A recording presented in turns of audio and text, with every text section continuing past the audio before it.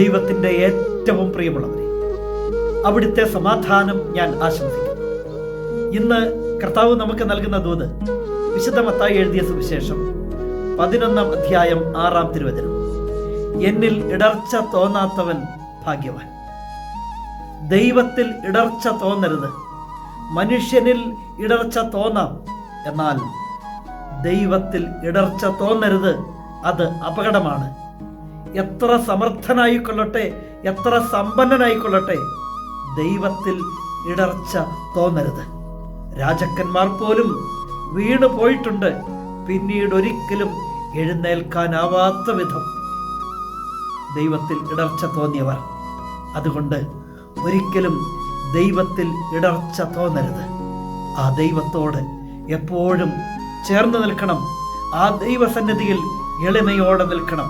വീണു പോകാനല്ലല്ലോ, അനുഗ്രഹമാകാനല്ലേ ഈ ജീവിതം അവിടുന്ന് തന്നത്. ദൈവത്തിൽ ഇടർച്ച തോന്നരുത്.